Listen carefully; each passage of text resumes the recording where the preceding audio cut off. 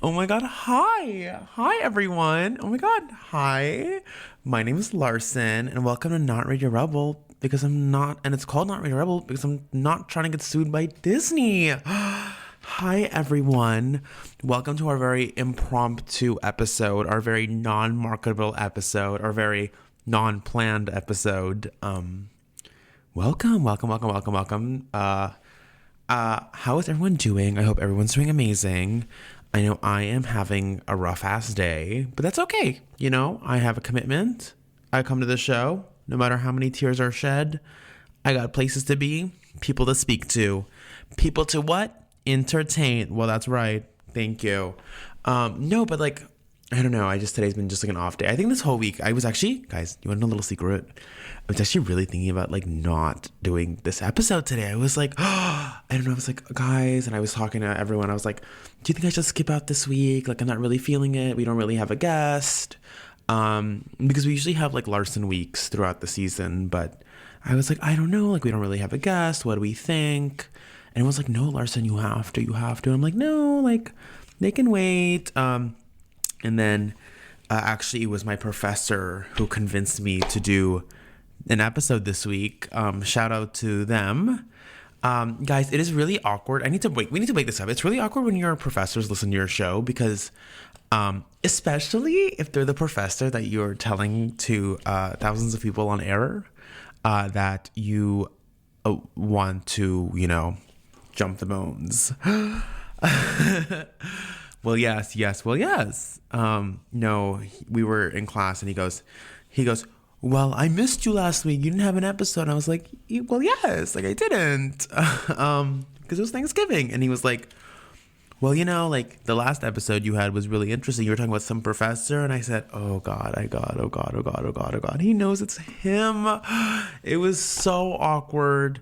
It was so weird. And I was like, no, I'm sorry. Like, no. But he's like, I look forward to hearing it this week. So I couldn't let my favorite professor down. I'm not telling you guys who it is. He knows who he is. Well, yes. I'm gonna get him fired. I think I am. No. No. It's a very student. I'm a student, guys. Just trying to get an A in the class. Doing what you gotta do. Anyways, today's episode is gonna be like short and sweet. Like Sabrina Carpenter. Shout out. She has her new nonsense Christmas like documentary thing, like sing along movie coming out tonight, and I'm gonna go watch it in the studio while I help my besties prepare for their amazing competitions. But yeah, so it's gonna be a shorter episode today. I'm like, because I'm not really feeling it, and you know what? That's okay, and that's normal. And I just like, I don't think you guys want to sit here and listen to me talk for an hour. But yeah, since I keep complaining about my day, guys, stop. You don't want to hear about my day. Like, no, fine. Stop begging. Fine. I'll tell you about my day. I woke up at 4 p.m. because I didn't go to sleep until, Miles, what time did we go to sleep? 10. Like 10 in the morning.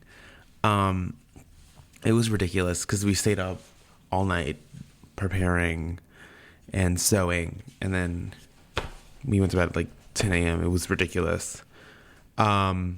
And then, yeah, it was a floppy day. So I wake up at 4 p.m. and I'm like, God, like today I have to go because I made an appointment to the Apple Store to get my MacBook fixed. Well, yes, because Larson was a dumbass and spilled some water on her MacBook, which is stupid. But you got to do what you got to do. So I show up. I'm like 30 minutes late. And I show up, I'm like, hi, like, I'm so sorry. I'm late for my appointment. And they're like, yes, just go down these stairs and they'll help you out. Guys, I am walking down these flight of stairs. This is the highlight of my day. I'm walking down these flights of stairs. Who do I see at the bottom? So there is this older man walking with his husband, walking up. First of all, gay couple. Yes, well, yes. They're walking up the flight of stairs. And I look at them, I'm like, I know this bitch from somewhere. Did I? Like, I'm trying to say, like, where have I seen him? Have I met him? Is he my mom's friend? Have I fucked him? It's like one of those. And I'm like, oh my God. That's Mrs. Kasha Davis. And I'm like, oh. So they're coming up the stairs and I'm like, Larson, put on your game face on. You need to say something to them. So they're walking up the stairs, and I turn to them and I like do the thing I always do when I really want to meet someone important. I will make it look like I know them. So I'm like, oh my God, hi. And this bitch turns and looks at me and is like, they're giving me the face like, they're like, hi. And they're giving me the face like, oh, like, do I know you? Where do I know you from? And I look at them and I'm like, oh my God. And I turned to them, I said, you were robbed. And I said, I love you on season 7 of RuPaul's Drag Race. I had just finished watching the season with Miles. And he looks at me, he goes, oh, okay, yeah. Well, thank you. And he goes, I love you, because I was wearing my green scarf. And he was like, look, I love your scarf. And I go, thank you. And he goes, okay, have a nice day, and walks away. Quickest interaction, maybe 30 seconds. But I met Mrs. Kasha fucking Davis. Well, yes, guys, it was an out of body experience, especially when you're like just finished watching that season, and the second you see that bitch, and I'm like, oh my God, it was just such an amazing. My biggest regret is not asking for a photo, or not asking them to be on this show. I should have asked them to be on Not Regular. I was like, hey, do you have plans tonight? No, well, come on up. But yeah, that was my day, and then Miles was like, they wanted to get Panda, so I met them at the Panda on Madison Street. Apparently, there's this Instagram account that gives you the bathroom codes to all of these bathrooms. Did you know this? Sage was telling my sister Sage, not my biological sister, my dual sister, was showing me. She was showing me this Instagram page yesterday when we were hanging out. She was like, this is the channel where you like can go and use the bathroom anywhere. I'm like, girl, like, yes, where can you print these out for posters? But we went to Panda, and then I was like, okay, T. So then I have my fortune cookie, and I want to open it in front of everyone. Let's open my fortune cookie together. Did you open yours? No. Miles, come. Open ours together. Just let him. No, I didn't get one. You didn't get a fortune cookie? I guess I'm just gonna die. Yeah. I guess I'm the best thing that's ever happened. You're my fortune cookie. Yeah, I'm your fortune cookie. Okay, ready? It says, guys, ready? Ugh. It says, your charm is irresistible. Girl, I know that. Like this is known facts. This is not a fortune. This is known facts to the world. My charm is irresistible. I know that. Girl, what? Your charm is irresistible. Panda, get creative. Get fucking creative. Tell me something I don't know. Tell me, when am I gonna lose 10 pounds? Like, that's what I want to know. Like, tell me what's in the future. Tell me when it's gonna drop. Okay, now I'm gonna eat one. Oh, that's so loud. I'm so sorry. Sorry, I don't know why I decided to eat it on here. But that's where we're eating fucking cookies together. Anyways, what is you guys' opinion of fortune cookies? I know bitches who hate them, and I'm like, why?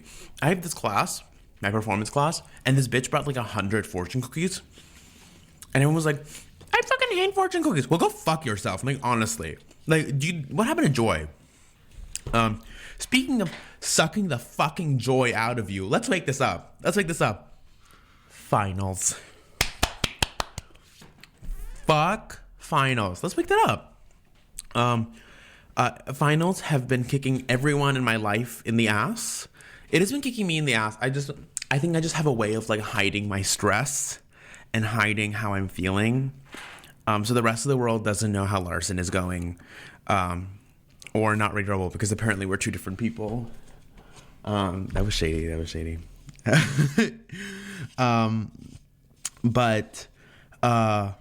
Yeah, I don't know. It's just like this, like I feel like everyone's struggling, and I think it's like hard to do finals, and it's hard to navigate what you're doing, where you're doing it, what's the plan, what's the vibe. I think the only final I like really have to focus on is like art history and English. Like I have an essay I have to do, an essay in a week. Now go kill yourself. I'm so sorry. Maybe I shouldn't say that on air, but like, what do you mean I have to write a full fucking essay in a week? No, ma'am. You know who's gonna be writing that essay? My bestie. Have you heard of her? ChatGPT. Greatest bitch there. That's a good one. Chat, greatest bitch there. I'm gonna trademark that. No, but like, what do you mean? And then I don't even know. I've been showing up to class late. So like I don't really know what we're writing the essay about, but we're gonna guess and we're gonna have fun. And I guess I'm gonna pass the class regardless. But it's just been like an overload of work, and I feel like finals has been this like stressful place for everyone, and everyone's just like contemplating their life, and everyone's just like, I don't know what's happening, and everyone's just like struggling to figure it out, what's going on. I see it as like, I think what I realized yesterday, especially when I was sitting with my friends and when we're all working on finals together, is like I feel like we come to art school to make art and really like fully express ourselves and do what we do best.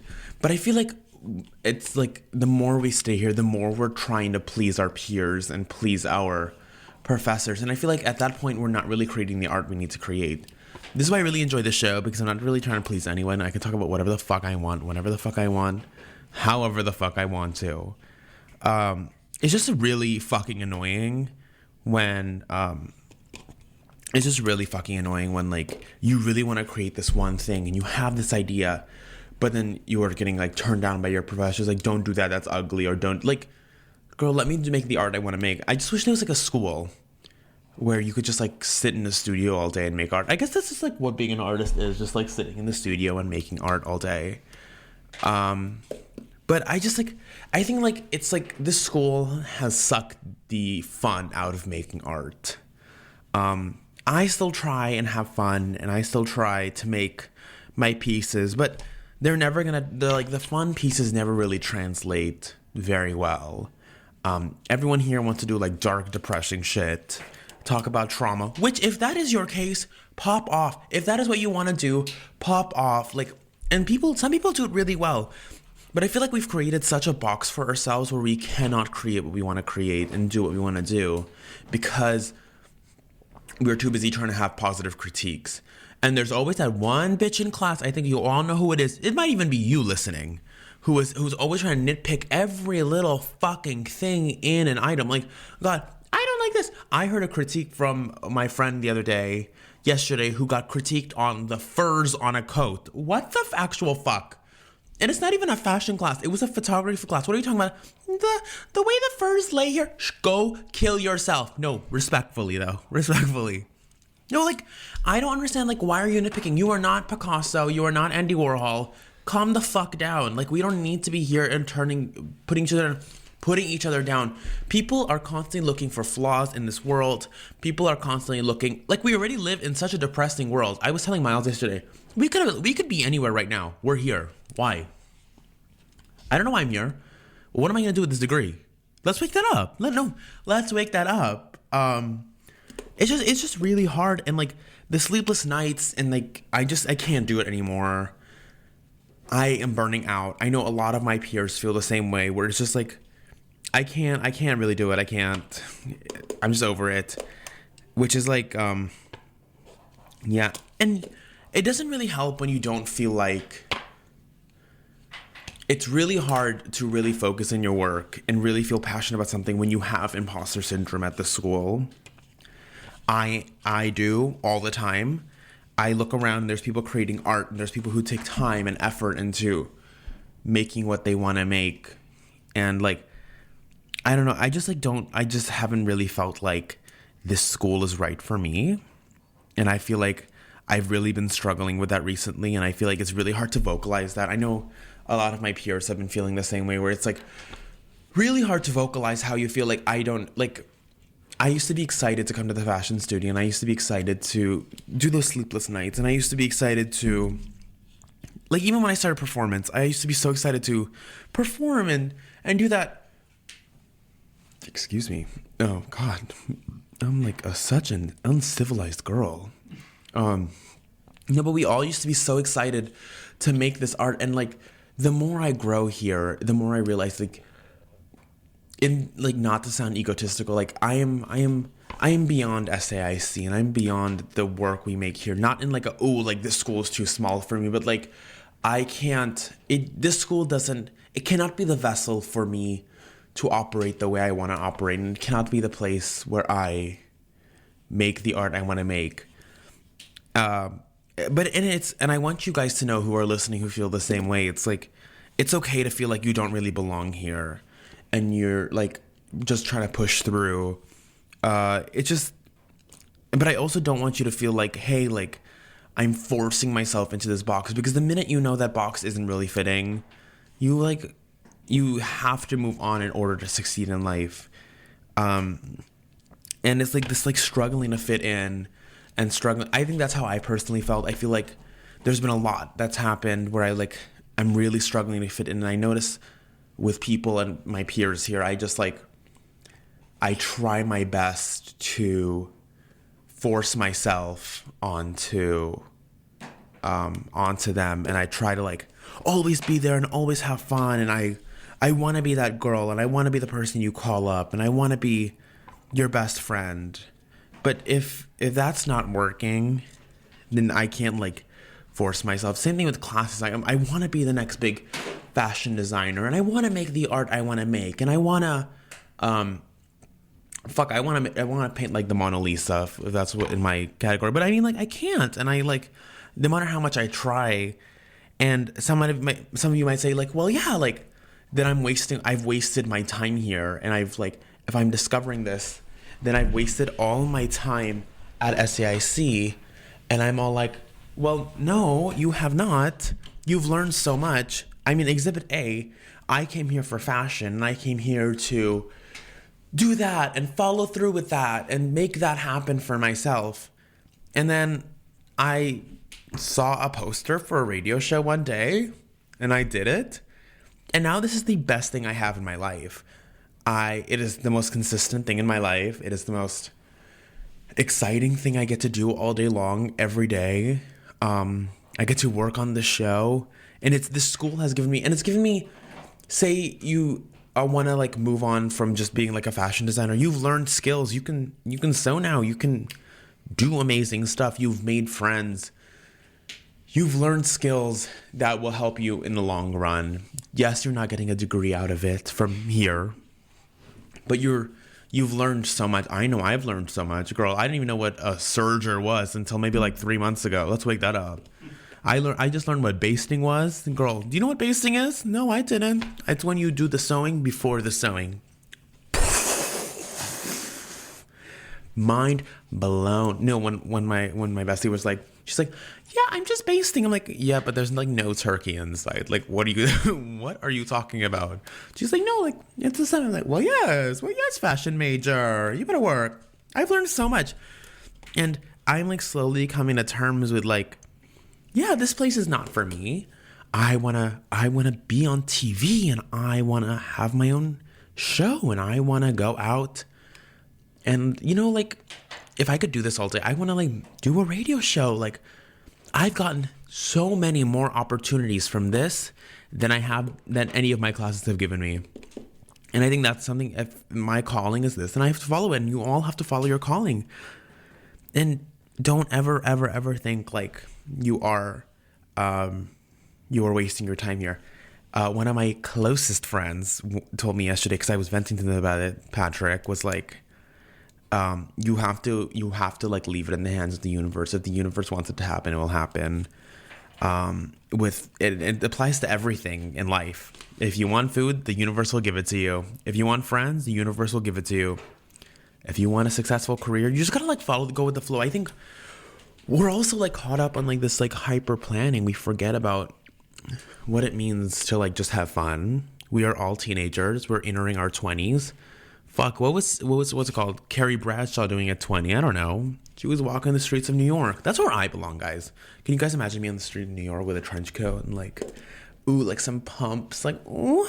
Anyways, sorry, I'm getting distracted. But it's just like, those are like the common things we all need to like think about. We all have different paths, and we're all gonna take them and be iconic and be stunning, and we're gonna eat it up.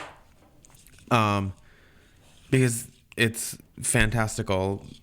Yeah, but hey, and if I move, I don't get to run into the ops anymore, and I think that is, yeah, like think about that. That's actually a really good plus. You don't have to see ops. I saw the ops. What day was it that I saw my ops? Tuesday. Saw my ops on Tuesday. It was fucking ridiculous, guys. I was sewing, and all of a sudden, No, we need to actually like, we actually need to wake this up. So Miles and I and Jade and Dex were all like sewing in the studio, and I'm like, "Doo-doo-doo-doo-doo," and I'm like doing my thing. All of a sudden, this one of my friend comes up to me and goes, Larson, they're here. Okay, like I'm like, who is? They're like, them. And I'm like, who are we talking about? And they're like, they point. I'm like, oh my god, it's them. There's like thunder.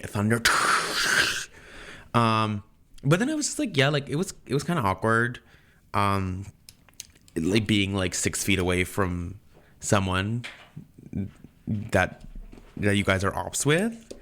But we kept, you know what? We're the blueprint of how to do ops. Don't talk to each other. Don't look at each other. Keep it civilized, right? Leave the beefing for Twitter.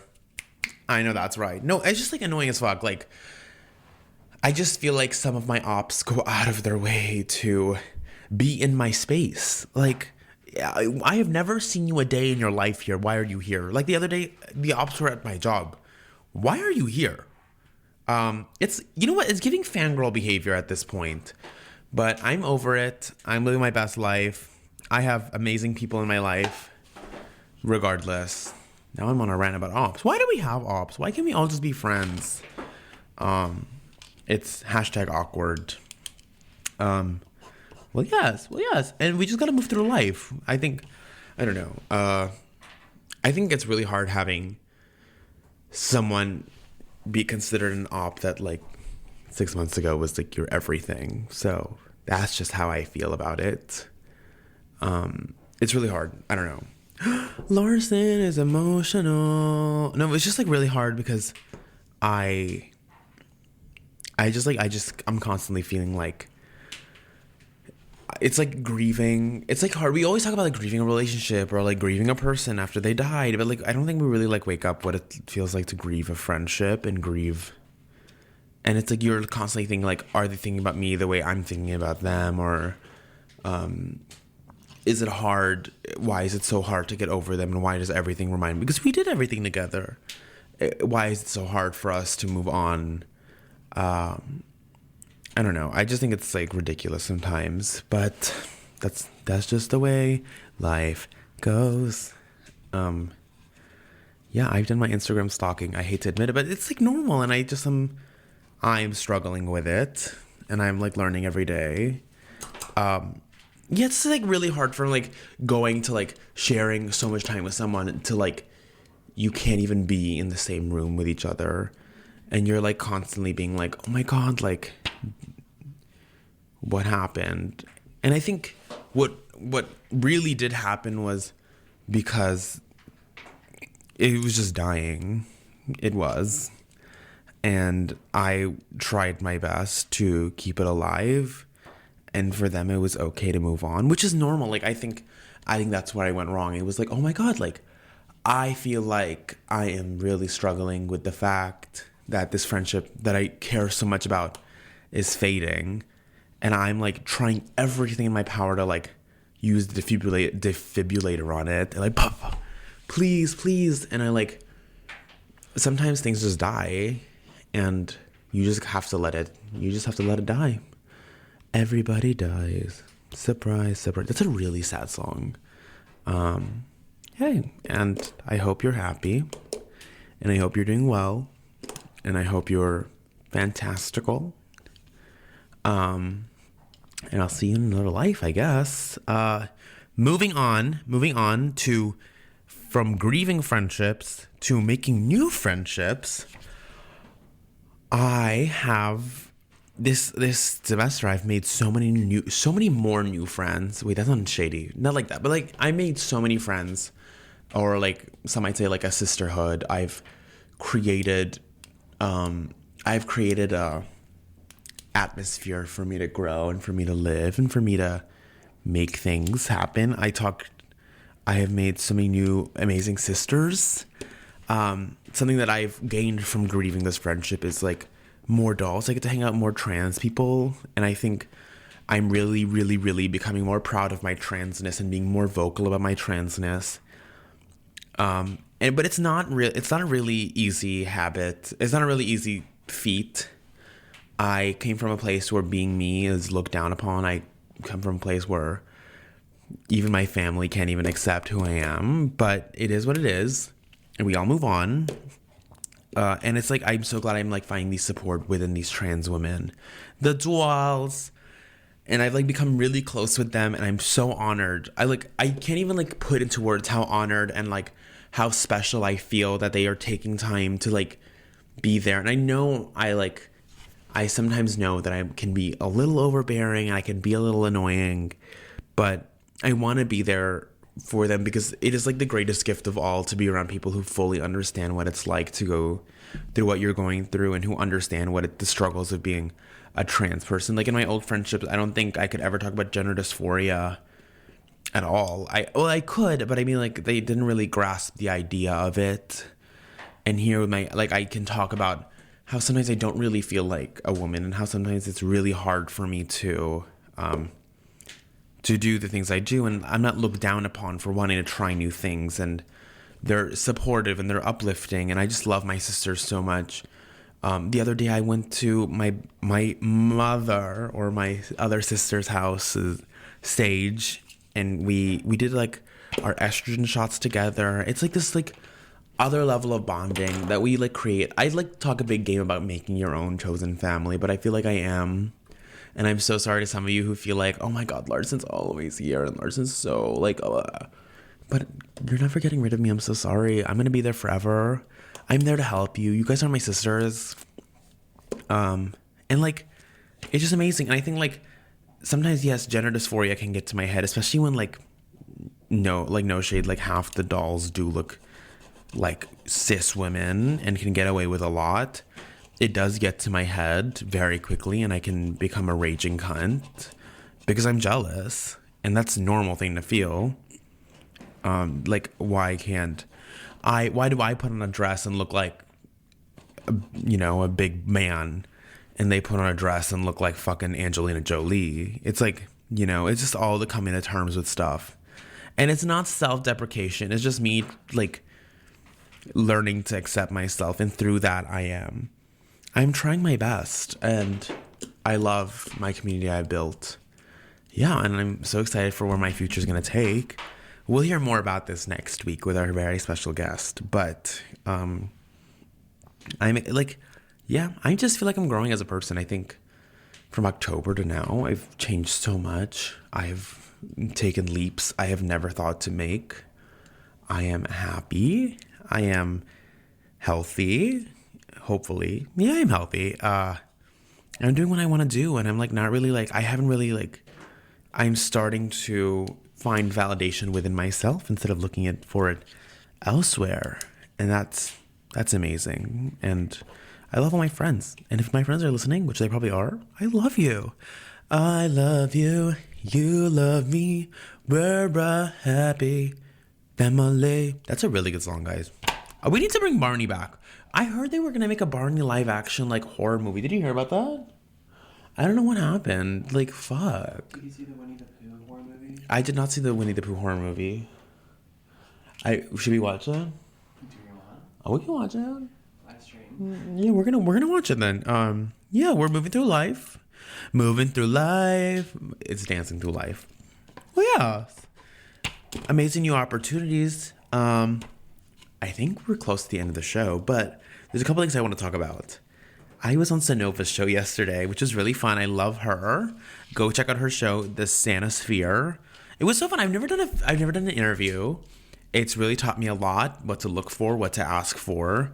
It really made me reflect on my interviewing skills. It was really hard, guys. I know, like, so narcissistic of me. Like, it was so hard. I was fighting demons, not trying to like take lead of the interview, because that's just what I do all the time. So I'm just like, well, yes, and they're like, okay, girl. But I love the show. I can't wait to share it with all of you. I can't wait to listen to it back. I really hope it's good. Actually, I'm gonna see if I can listen to it back. Well, yes. I think the end of the season is coming around the corner. It's next week, and then that's it. This season was a shitty season. I'm gonna call it what it was. I'm gonna say it as it is. This season was a mess. This season did not eat the way I thought it was gonna eat. the season did not hold momentum the way I thought this season was going to hold. And I'm usually the person that bite my tongue and be like, yes, this season was a fucking mess. And hey, that's okay. You live, you learn. I'm not making excuses. 90% my fault. The 10% is also my fault. I just like, I think like the day this new season was going to be premiering, I got hit with like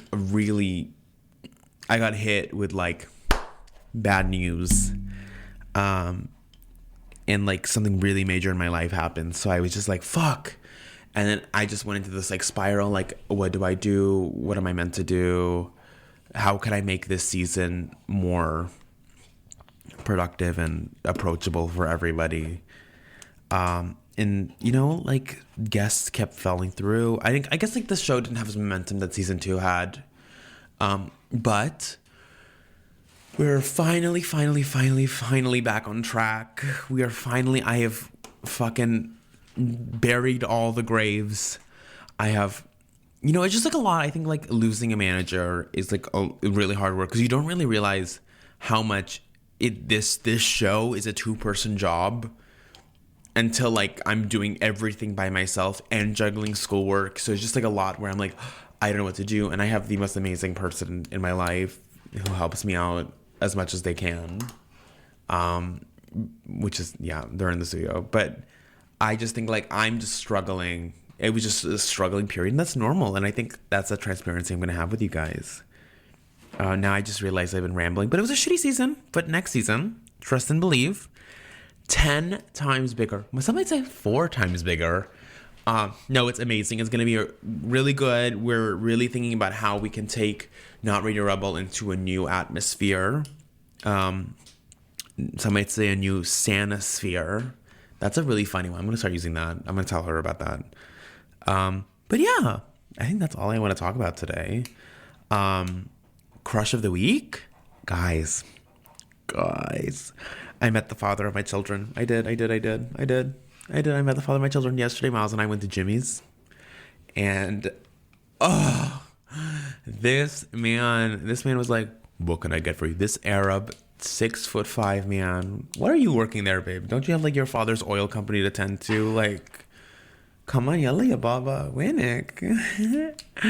Wallah. Yalla. Ruh beiti. Love him. He's so hot. God. So if you see him, slide him my number. I should have said something. And I was giving super hyper femme yesterday. He was calling me ma'am yesterday.